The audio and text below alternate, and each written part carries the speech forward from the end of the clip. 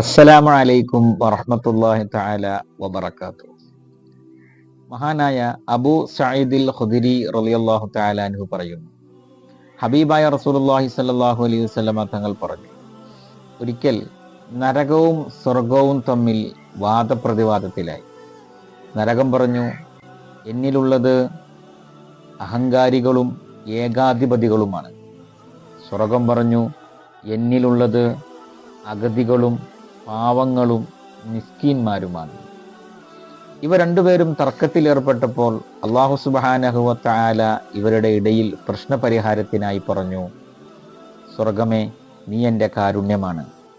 ഞാൻ ഇഷ്ടപ്പെടുന്നവർക്ക് എൻ്റെ കാരുണ്യം ഞാൻ നൽകും.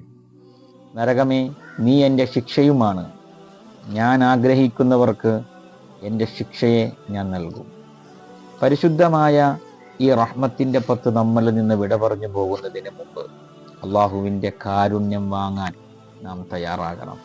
ആ കാരുണ്യത്തിലൂടെയാണ് അവൻ്റെ സുന്ദരമായ സ്വർഗീയ ആരാമത്തിൽ നമുക്ക് പ്രവേശിക്കാൻ സാധിക്കുകയുള്ളൂ. അള്ളാഹു തആല അനുഗ്രഹിക്കട്ടെ. അസ്സലാമു അലൈക്കും വറഹ്മത്തുള്ളാഹി.